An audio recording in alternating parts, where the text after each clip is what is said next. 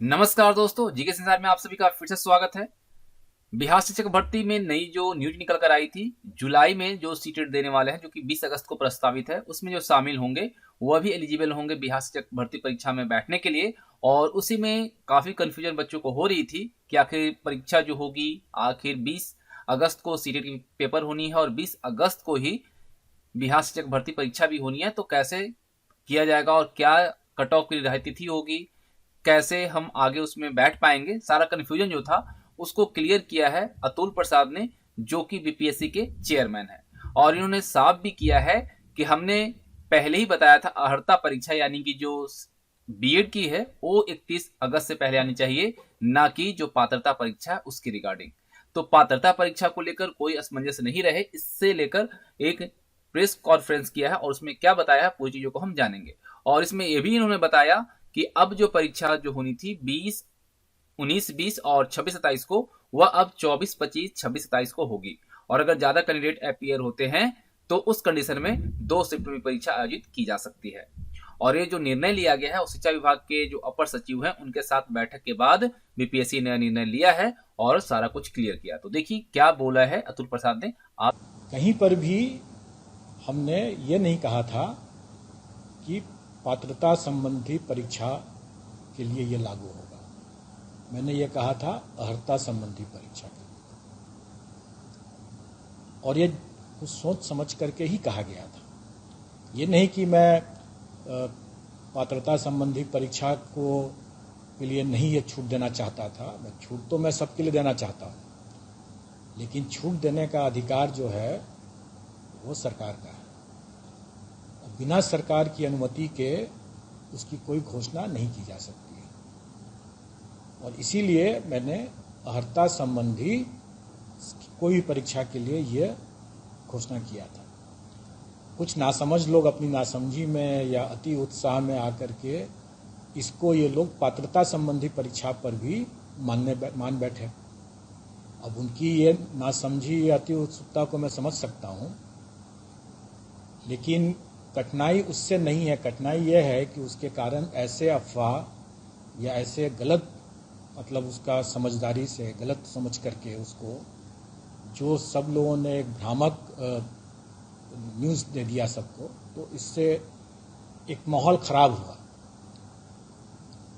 वहाँ भी उसको भी लोग समझ सकते हैं उस सब बातों को, लेकिन उसमें सबसे दुखद बात यह है कि ऐसे नासमझ लोग जो कल को हो सकता है कि राज्यकर्मी भी बन जाए, अभ्यर्थी होंगे इसके भी, और वो अपमानजनक शब्द ऐसे ऐसे भाषा का प्रयोग करने लगे और मुझे कॉल भी करने लगे कि आपने तो कहा था ऐसा।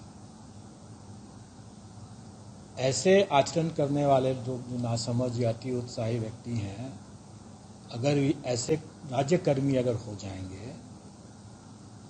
तो क्या राज्यकर्मी के लिए ऐसा आचरण मान्य होगा, स्वीकार्य होगा?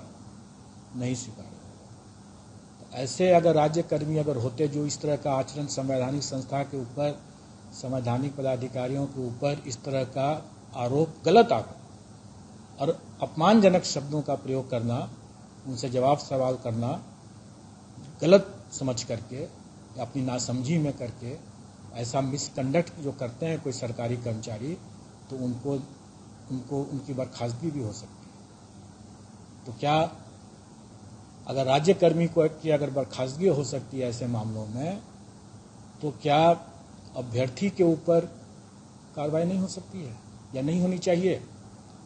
जो इस तरह नासमझी अपनी ओर की एक बात होती है, लेकिन उसके कारण से अपमानजनक शब्दों का प्रयोग करना, उपहास करना, लांछन लगाना मिथ्या, ये उनके चरित्र बतलाता है, जो कि सरकारी कर्मचारी होने के लिए उपयुक्त चरित्र नहीं है ये। और हो सकता है कि इसकी खामियाजा उन लोगों को भुगतना पड़े।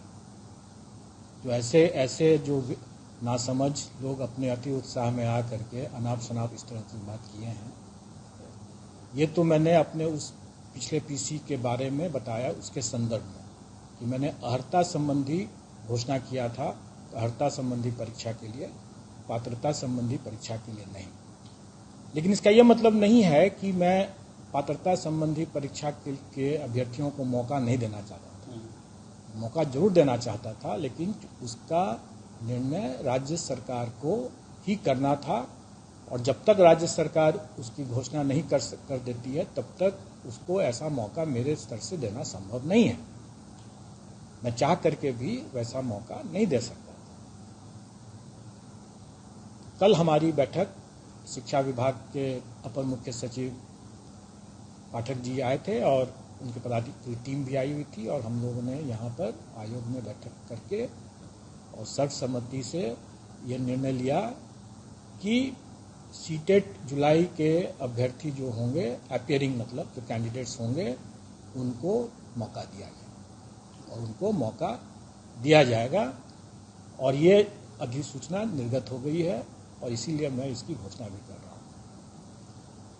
दूसरी बात कि यह परीक्षा जो है ये 20 अगस्त को होने वाली है, और हमारी परीक्षा टीआरई की जो परीक्षा है वो पूर्व से घोषित है 19, 20 और 26, 27।